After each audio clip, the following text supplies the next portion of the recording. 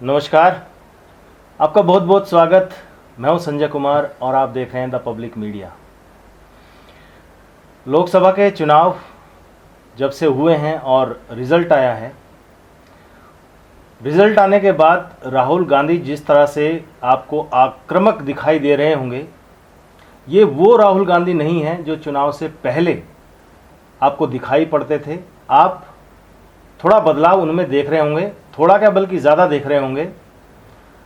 राहुल जिस तरह से आक्रामक हो रहे हैं, चाहे वो संसद हो या संसद के बाहर हो, जिस तरह की वो पॉलिटिक्स कर रहे हैं, इन्हीं बातों को लेकर आज चर्चा के लिए हमारे बीच में मौजूद हैं एक बार फिर से ललित त्यागी, पॉलिटिकल ऑब्जर्वर।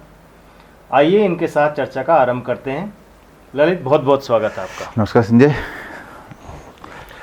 तो ये बताइए ललित, सबसे पहले कि राहुल गांधी ने जिस तरह से एकदम आते ही संसद में, और मतलब लोग भौचक रह गए, उनकी जो इमेज थी पहले उसको तोड़ते हुए जिस तरह से उन्होंने जो अपनी स्पीच दी है, ये बदलाव कैसे देखते हैं आप? क्यों है ये? संजय देखो, अगर बदलाव की बात कर रहे हो ना, तो आपने हमारा जो लास्ट वीडियो था ना, जिसमें हमने कहा था मिस्टर राहुल गांधी पप्पू नहीं रहे। हाँ ठीक है। हाँ, वो लोगों ने देखा, काफ़ी पसंद भी किया उसको। ठीक है, तो आपने क्या बोला उसमें? मिस्टर गांधी नहीं रहे पप्पू। मिस्टर गांधी नहीं रहे पप्पू। अब वो मतलब पप्पू नहीं है, उनकी पप्पू की में से निकल के सातिर हो गए हैं, षड्यंत्रकारी हो गए हैं, यही मतलब था ना।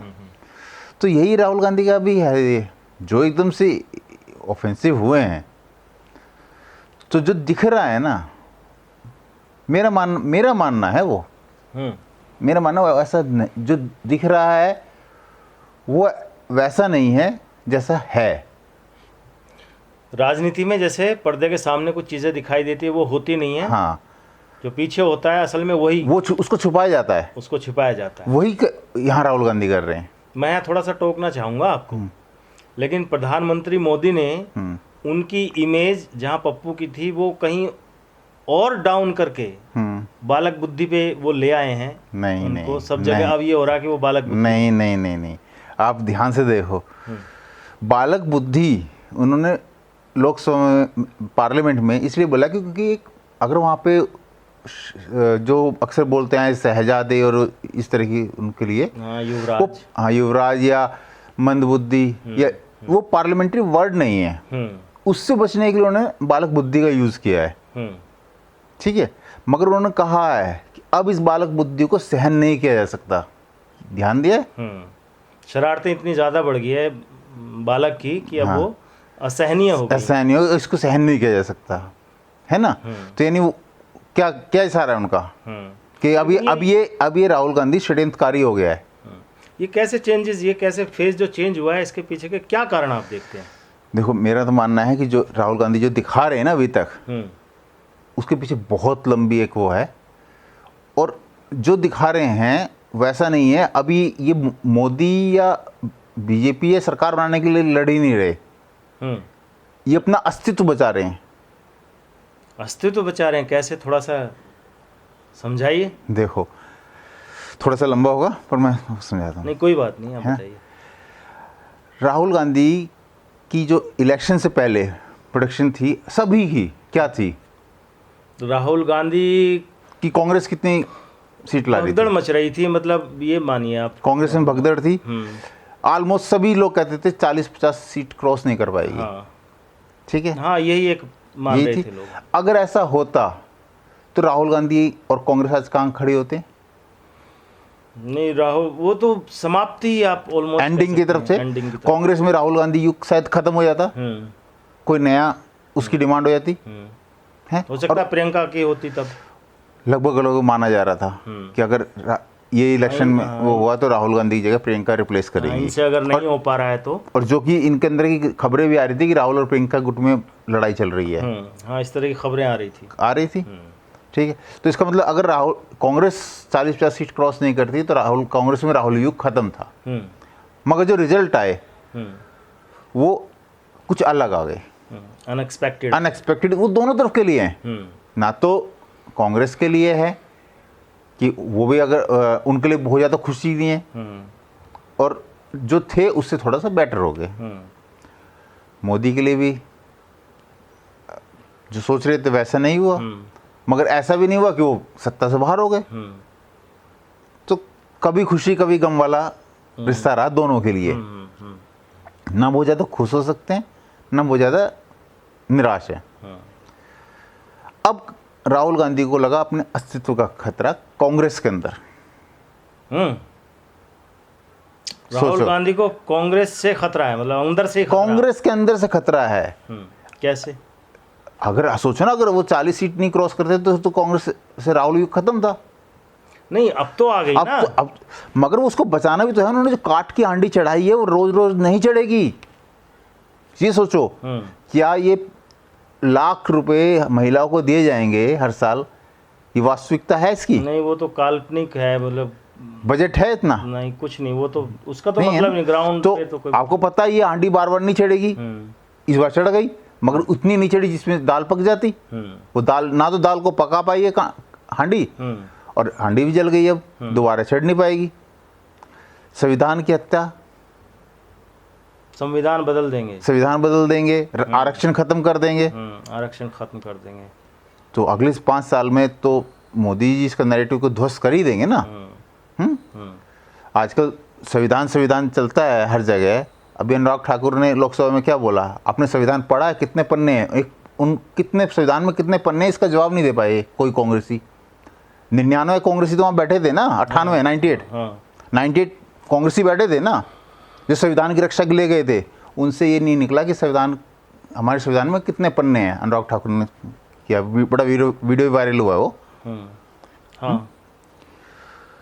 तो मतलब ये दिखाता है कि यहाँ संविधान को लेकर के आप कितने नैरेटिव, वो तो सबको पता था कि कोई संविधान बदलने के वो नहीं हो रही। संविधान में सिर्फ वो होते हैं जो वक्त के अनुसार चेंज होते हैं, इन्होंने भी किए हैं।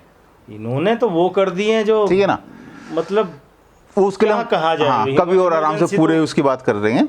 अभी जो इस पे तो राहुल गांधी को क्लियर लगा है कि ये जो मैंने काट के हांडी चढ़ाई थी ये गलत चढ़ गई है, अगली बार नहीं चढ़ेगी। मगर ये इस हांडी से मेरे को अपने कांग्रेस में अपना अस्तित्व बचा के रखना है, तो इसलिए वो सारी लड़ाई लड़ रहे हैं, नकली लड़ाई। तो यही कारण है कि वो अपनी इस हार को भी जीत में बदल रहे हैं, जीत दिखा रहे हैं। हाँ, मोदी की हार दिखा रहे हैं, वो अपनी जीत नहीं दिखा रहे। आपने कभी नहीं मुझे सुना कि हम जीत गए। उन्होंने कहा मोदी हार गया।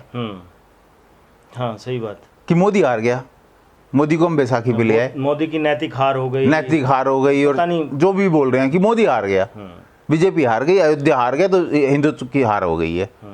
क्यों है ये? उनको अयोध्या पे मैं अभी यहीं पर आपको कहना चाहूँगा, अयोध्या पे ये फैजाबाद नहीं बोलते, अयोध्या बोलते हैं, जबकि लोकसभा सीट तो फैजाबाद है। हाँ, तो और अयोध्या में बीजेपी हारी नहीं है। अयोध्या सीट अभी उसके हिसाब से भी जीती है इन्होंने। हाँ, तो कहाँ टारगेट है? हिंदुत्व पे, हिंदुत्व पे, क्योंकि राम मंदिर किसका प्रतीक है? हाँ, हिंदुत्व का है। फिर अगर आप राम मंदिर को दिखा रहे हो कि इसके जो आंदोलन था, राम मंदिर आंदोलन था, उसकी हार हो गई है, तो यानी हिंदुत्व की हार हो गई ना। तो अपने लिए एक ऐसा नैरेटिव वो कर रहे हैं कांग्रेस में कि कांग्रेस को अगर पुनर्जीवित कर सकता हूँ तो मैं ही कर सकता हूँ और किसी में नहीं है। तो आप लोगों की अगर आखिरी उम्मीद है कांग्रेस की, तो वो सिर्फ राहुल गांधी है। तो अपने अस्तित्व को बचाने के लिए वो सारी लड़ाई लड़ रहे हैं। ठीक है, यही एक कारण है कि इन्होंने गुजरात में भी, बिल्कुल, कि जो भी इन्होंने बोला है ना कि अगली बार हम गुजरात को हराएंगे, गुजरात में आपको हराएंगे, क्यों बोला है सोचो आप। जबकि गुजरात में तो देखिए, आप जाइए आज भी गाँव में, कहीं भी शहरों में, गाँव में कहीं भी चला जाइए, तो वहाँ के लोग, भाई मोदी का वहाँ पर 15 साल वो उन्होंने शासन किया वहाँ पर, बिल्कुल 13 साल और 10 साल यहाँ भी, तो वो तो एंजॉय कर चुके। वो वन साइडेड विक्ट्री करते हैं, वन साइडेड। हाँ, तो वो ऐसे ही नहीं करते हैं, वो एंजॉय कर रहे हैं मोदी का शासनकाल वहाँ भी। हाँ, तब भी कर रहे थे, अब भी कर रहे हैं। हाँ, तो वो सेटिस्फाइड है, तभी कर रहे होंगे। और वहाँ जा करके ये बोलना कि हम तो जो है नहीं। अभी आप देखो पूरे भारत में ये क्या नैरेटिव बनाते हैं, महाराष्ट्र से लेके उत्तर प्रदेश, बिहार, सब में एक नैरेटिव बनाते हैं कि देश पे गुजरातियों का कब्जा है। बनाते हैं। मगर गुजरात में जाके ये फैला रहे हैं कि हम अगली बार यहाँ पे मोदी को हरा देंगे। मोदी को हरा देंगे मतलब गुजरात को हरा देंगे, यही है। एक तरफ पूरे देश में आप नैरेटिव फैलाते हो कि देश पे गुजराती कब्जा और गुजरात में अब वो है, तो क्या गुजराती इस चीज़ को देखता नहीं है? मगर फिर भी ये कह रहे हैं कि हम गुजरात में हरा देंगे, यानी कि मोदी को हरा दूंगा, मैं मोदी को हरा सकता हूँ। ठीक है, अभी पिछले जो अभी ये 2024 के इलेक्शन के रिजल्ट्स में आप देखिए, गुजरात में इन्होंने 1 सीट जीती है। हाँ, ठीक है, जो मेरे को लगता है कि 2014 में क्लियर था, 19 में क्लियर था, ठीक है, और 2009 में शायद कुछ सीटें आई थी। तो 9 के बाद 2 टाइम इन गुजरात ने 1 साइड किया है, क्लीन स्वीप। अभी भी क्लीन स्वीप ही है, एक सीट से कोई फर्क नहीं पड़ता। मगर जो बाकी 25 सीटें हैं उनके रिजल्ट देखो आप, बीजेपी का कोई कैंडिडेट ऐसा नहीं है जो लाख से ऊपर की विक्ट्री नहीं किया हो। सिर्फ 3 कैंडिडेट ऐसे हैं जो 70,000 से पे लाख हैं, से थोड़ा कम, मान लीजिए लाख से थोड़ा सा कम है, और ऑलमोस्ट 1.5 लाख, 2 लाख, 2.5 लाख, 3 लाख। अमित शाह 8 लाख से जीते, मनसुख मंडाविया 5 लाख से जीते हैं। तो जो विनिंग मार्जिन है इतना लंबा है। एक बात मैं यहाँ कहना चाहूँगा, देखिए कहीं भी मुझे तो ये नहीं लग रहा है राहुल विपक्ष की राजनीति कर रहे हैं या भारत के हितों की राजनीति कर रहे हैं। मुझे तो अब ऐसा लग रहा है कि जैसे जो भारत की विदेशी ताकतें हैं ना, जो भारत को डाउन करना चाहती हैं, जैसे उनके एजेंट काम करते हैं उस वे में। क्योंकि आप देखिए सेना को कमज़ोर करने के लिए इनका जो बयान आया अग्निवीर को लेकर, हालांकि बाद में चीज़ें सामने आ गई, साफ हो गई, क्लियर हो गई कि भाई पैसा। मैं तो मानता हूँ इनके ऊपर केस होना चाहिए, इंडियन आर्मी को केस करना चाहिए। इंडियन आर्मी को देखो आकर के ट्वीट करना पड़ा। हाँ, इंडियन आर्मी को इतनी स्पष्टीकरण किस लिए देना पड़ा उसको? आज तक शायद कभी नहीं हुआ। तो ये ऊपर से इनका जो स्पीच है पहले भाषण में ही इतना विस्फोटक कि हिंदू जो है, जो अपने आप को हिंदू कहते हैं, वो हिंसक होते हैं। जो अपने आप को हिंदू बोलते हैं वो हिंसक होते हैं। इस बयान को आप कैसे देखते हैं? ये कैसी पॉलिटिक्स है भाई? वो अपने अस्तित्व को बचाना है ना। कांग्रेस में मैं अभी सारा वही तो सबको बता रहा हूँ कि कांग्रेस में अपने आप को बचाने के लिए और मुस्लिम अपीसमेंट की पराकाष्ठा आप इसको कह सकते हैं। मुस्लिम भाई, कांग्रेस को अगर बचा के रखना है तो मुस्लिम वोट चाहिए उनको। अब मुस्लिम का आपको पता है कि मुस्लिम जो वोट करता है डेवलपमेंट पे और एजुकेशन पे, इन पे कभी नहीं किया। अगर करना होता तो मोदी सरकार को भी किया होता, मगर आज कभी ऐसा होता नहीं है। जितने भी मुस्लिम परस्त भारत में पार्टियां हैं उन्होंने कोई डेवलपमेंट का काम नहीं किया है। वो माइंड सेट, क्योंकि मुस्लिम कम्युनिटी का समझते हैं, पढ़ते हैं कि भाई उनके खांचे में ये 2 ही है कि भैया बिलीवर और नॉन बिलीवर। हाँ। और जो नॉन बिलीवर को आकर के अपोज करेगा या गाली देगा या जो हिंदू को गाली देगा वो उसको वोट मिलेगा। आप मुस्लिम्स के लिए वर्किंग कर लीजिए, उनकी एजुकेशन पे, उनके लिविंग स्टैंडर्ड पे, उनके किसी भी चीज़ पे कुछ नहीं है फ़र्क। मोदी सरकार ने भी उनके लिए काम किए हैं, ऐसी बात नहीं है। 3 तलाक एक वो थी, मुस्लिम औरतों के लिए बहुत बड़ी वो थी। और जो भी राशन और जो भी मोदी सरकार की योजना थी सबको बिना मिल रहा है, और खुद मानते हैं वो लोग, मगर वोट नहीं करते। मगर वोट किसको करते हैं? जो हिंदुओं को गाली दे रहा है। तो इसलिए उनकी वो राहुल गांधी की वो है कि हिंदू को जब तक आप गाली नहीं दोगे तो आपका जो मुस्लिम वोट आपने बनाया है, कॉन्सेंट्रेट किया, वो नहीं रुक पाएगा। नहीं तो यहाँ तो एक तीर से 2 निशाने कर रहे हैं ना राहुल। हाँ, मुस्लिम का अपीसमेंट हो गया, अपीसमेंट हो गया। हिंदुओं को भी तो डिवाइड करने के लिए वो क्या क्या नहीं कर रहे हैं, कास्ट में सही। और यहाँ भी हिंदुओं को देख लीजिए, बीजेपी के साथ हिंदू वो अलग हिंदू है, हाँ। बीजेपी का अलग हिंदू वो अलग हिंदू है। यहाँ भी हिंदू है, सनातनी है, लेकिन वहाँ भी वो राहुल गांधी ने अब देश की राजनीति को मैं मानता हूँ मोटा मोटा समझ लिया है। पहले अब कुछ भी कह लो, मगर अब उन्होंने समझा। अब उनको पता है मैं हिंदू मुस्लिम कर रहा हूँ तो इसमें हिंदू यूनाइटेड हो जाएगा। अब हिंदू को जब तक आप जातियों में नहीं बांटोगे तो वो आपके लिए 2014 और 2019 बन जाएगा। तो जब बहुत ज़रूरी है कि हिंदू को जातियों में बांटो। तो जब तक हिंदू जातियों में नहीं बटेगा आपके मुस्लिम नैरेटिव कोई किसी काम का नहीं है। तो इसलिए 2 तरह के हिंदू बना दिए इन्होंने। हाँ, एक बीजेपी सपोर्टर और एक नॉन बीजेपी सपोर्टर। तो इसलिए वो जातियों में बांट दिया ना। भाई आपको पता है कि जिस तरह इन्होंने अब पिछले इलेक्शन में आपको संविधान और आरक्षण के नाम पे खेला है, वो कहाँ खेला है? पिछड़ी जातियों में और उसमें खेला है ना। और उनको पता था ओबीसी बीजेपी का वो वोट बन रहा है तो उसको तोड़ रहा है। SC/ST में सेंधमारी की है। तो नॉर्थ को साउथ से अलग नॉर्थ को साउथ से करना है, अलग कर रहे हैं। अरे अब मैं सबसे बड़ा उदाहरण दे दिया मैंने, खाने पीने के खान पान पे मैं सबसे बड़ा उदाहरण आपको गुजरात का दिया है। पूरे देश में नैरेटिव बनाते हैं कि पूरे देश पे गुजरातियों का कब्जा है, और गुजरात इलेक्शन के लिए कह रहे हैं इस बार हम तुम्हें हरा देंगे। इससे बड़ा क्या होगा?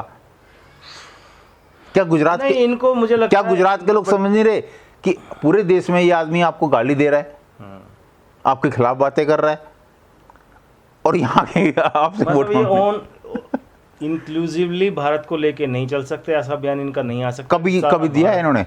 कभी नहीं दिया। अखंड भारत का कभी नहीं दिया। भारत माता की जय कभी नहीं बोली, वंदे मातरम ये नहीं बोलते, और वैसे ही आचरण भी है, वैसे ही व्यवहार में भी दिखता है ना। हिंदू पहले कहते थे हिंदू मंदिर इसलिए जाते हैं लड़कियां छेड़ने जाते हैं, किस तरह के इन्होंने बयान दिए हैं। फिर अपने आप को शिव भक्ति मान लेते हैं और सावन में मांस खाते हैं। हाँ, वो तो आचरण इनका दिख ही रहा है। मोदी एक बात और कह रहे थे संसद में कि ये जो पूरा इनका इकोसिस्टम है ये खत्म कर दूंगा।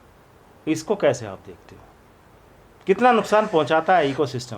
यार देखो, मैं आपसे चीज़ पूछता हूँ, 2014 में जो मोदी जी की विजय थी, क्या वो विजय इसी सब चीज़ के लिए थी? सबका साथ, सबका विकास, सबका? नहीं, बिल्कुल नहीं। फिर वो क्या था? जब पहली बार वो आए थे, उनका नारा जो था ना, वो था भ्रष्टाचार पर वार। बिल्कुल। अब की बात मोदी सरकार। हाँ। तो क्या हुआ? तो भ्रष्टाचार मुक्त सरकार उनकी अपनी तो रही है, ये तो सही बात है। हाँ, लेकिन ये यहाँ उस पर तो कोई दाग अभी तक विपक्ष भी नहीं लगा पाया है। हाँ, बिल्कुल। ये इन्होंने कहा था राफेल कहा था, वो चौकीदार चोर है, माफी मांगी है राहुल गांधी ने। माफी मांग ली, राहुल गांधी ने माफी मांगी है। दूसरे को माफी वीर ये गाते हैं, खुद जा करके वहाँ माफी मांगी है। लेकिन क्या तो फिर मोदी जी को जो नारा देना चाहिए था कि भ्रष्टाचार मुक्त सरकार, अब की बार मोदी सरकार होना चाहिए था ना। भ्रष्टाचार पे वार नहीं होना चाहिए था ना। हाँ। वार हुआ भ्रष्टाचार पे, वो तो है। और भ्रष्टाचार को वो करने के लिए देखो लोगों ने जो तो ये सारे जो इकोसिस्टम है इनका, वो कहाँ से चलता है? इस भ्रष्टाचार से ही चलता है ना। हाँ। तो अगर आप भ्रष्टाचार पे वार करोगे तो इकोसिस्टम अपने आप खत्म हो जाएगा। हाँ, ऑलमोस्ट हो जाएगा। दूसरा ये है कि आप याद कीजिए, और मुझे ये कहने में कोई गुरेज नहीं है, कोई संकोच नहीं है कि जब पहली बार मोदी आए थे तो इनको ये जो सेकंड टर्म में इनका रहा ना, सबका साथ, सबका विकास, सबका प्रयास, विश्वास, सबका प्रयास और सबका ये, सबका वो, इसके लिए नहीं लेकर के आए थे। बिल्कुल नहीं आए थे। ये स्पेशली लेकर के आए थे क्योंकि त्रस्त थे। आप उस वक्त अखबार खोल के देखिए, महंगाई से, रोज पेट्रोल की आटा बढ़ रहा है, ये बढ़ रहा है। एक तो वो थी, उससे लोग त्रस्त थे। महंगाई भ्रष्टाचार, रोज 2G 3G 3G ये सब कुछ आ रहा था। ये तो था ही था। कम्युनल बिल वही में, जिसने आज ये डरो मत जो गा रहे हैं ना। हाँ। ये क्या डराया होगा इन्होंने उस हिंदू समाज को, पूरे हिंदू कम्युनिटी को। पूरा उसको ही तो कहेंगे भाई, डराना वही तो होता है। कम्युनल बिल लाने का मतलब ही क्या है? क्या था वो कम्युनल बिल? और जिसके लिए लोगों ने जो है ना आशा की थी मोदी से, क्योंकि मोदी का ट्रैक रिकॉर्ड था पहले का, वो लोगों ने देखा था, वो गुजरात मॉडल देखा, कि हमारा दोनों काम, विकास का भी होगा और साथ में हिंदुत्व भी होगा, हिंदुत्व का भी होगा। हिंदुत्व को इन्होंने जरूर आगे बढ़ाया, लेकिन यही जो इकोसिस्टम है, यही जो जिसके लिए वो लेकर के आए थे, जहाँ आज हिंदू हर जगह अपने आप को कहीं से पलायन कर रहा है। कोई भी आकर वो घंटे की तरह बजा जाता है, उसको जो मर्जी उसके खिलाफ बोल जाता है, जो मर्जी कर जाता है। मारन ने क्या बोल दिया उसको? स्टालिन ने क्या बोला था? और आपको 10 साल कम मिले। 10 साल बहुत होता है। और आपको 303 सीट दी। आप कितनी सोच रहे थे कितनी आपको सीट मिलेगी तब आप वो करेंगे? तो यहाँ तो ये मैं कहूँगा कि भाई मोदी की कहीं ना कहीं अब आकर के इनको रियलाइज हुआ है कि सॉफ्ट हिंदू से काम नहीं चलेगा, कि भैया जिसके लिए आप जो आपको लाया है उसके लिए आपको काम करना पड़ेगा। जिसका प्रयास उसका विकास। हाँ, जिसका प्रयास उसका विकास। उसका विकास। अच्छा, मैंने आपको डरो मत से इसी में भूल गया था। जो आप कहते हैं ना ये राहुल गांधी कह रहे हैं लगातार, डरो मत भागो मत, वो किसको कह रहे हैं? आप खुद बताओ ना किसको कह रहे हैं? वो तो कांग्रेसियों को ही कह रहे हैं। तो वही तो है। उनका तो मतलब वही है कहने का। डरो मत भागो मत। हाँ, मैं हूँ, मैं हूँ, मैं लड़ूंगा, मैं बचाऊंगा। उसकी तरह से तो फिर आपकी ये बात जो है जस्टिफाई हो रही है कि राहुल गांधी का ये जो बदले बदले सरकार नजर आ रहे हैं, अपना अस्तित्व बचाना है, अपना अस्तित्व बचाने के लिए, और कांग्रेस और ज्यादा जो है बिखरे ना, कांग्रेस को बचा के जो बची हुई है उसमें को बचा के रखने की वो है, क्योंकि इनको पता है कांट की आंडी एक बार चढ़ चुकी है, दोबारा नहीं चढ़ेगी। अब ये अगला इलेक्शन में मैं झांसे राम के रूप में प्रचारित हो जाऊंगा, मेरी इमेज झांसे राम की बनेगी। झांसा राम, हाँ, झांसी तो दिया इन्होंने, जितने लोगों को इन्होंने खटाखट वो झांसा स्कीम थी, संविधान बचाओ, ईवीएम पे नहीं भाई साहब, अब कहाँ गई ईवीएम? एक शब्द नहीं बोला। हाँ, और वो बड़ा खतरनाक है जब कह रहे थे लोग कि भाई अगर 4 तारीख को रिजल्ट इनके हिसाब से नहीं आएगा तो ये देश में क्या करने वाले थे। अपने कार्यकर्ताओं को कार्यालय में बैठा के रखा ही था इन्होंने। हाँ, प्रधानमंत्री मोदी ने भी वो चिंता जताई है उसके ऊपर। लेकिन कुल मिला के ये है कि राहुल गांधी का ये जो बदला हुआ है ये अभी 5 साल और देखने को नहीं, 5 साल इसका इंतजार नहीं करना पड़ेगा आपको। ये अगले जो 3 इलेक्शन है ना, महाराष्ट्र, हरियाणा और झारखंड, अगर इसमें बीजेपी ने दोबारा काम करके इस नैरेटिव को ध्वस्त कर दिया और वहाँ पे अपनी सरकारें बना ली, राहुल गांधी अपनी, क्योंकि लंबी योजना नहीं होती ना, वो फिर से इसको चेंज कर देंगे कुछ। तो ये इनकी योजना सिर्फ ये 6 महीने, अगले 6 महीने के लिए है। मगर इन 3 राज्यों की सरकार निर्धारित करेगी राहुल गांधी की अगली योजना क्या होगी। चलिए, आपका बहुत बहुत धन्यवाद, शुक्रिया, बड़ी अच्छी चर्चा रही। तो ये थे हमारे साथ ललित त्यागी, जिनके साथ काफ़ी अच्छी चर्चा रही। उम्मीद आपको भी पसंद आई होगी। अगर पसंद आई हो तो इस वीडियो को लाइक कीजिए, चैनल को सब्सक्राइब कर लीजिए और बेल आइकॉन आप ज़रूर दबा दीजिए। फिर जल्द मिलते हैं, तब तक के लिए आज्ञा दीजिए। नमस्कार।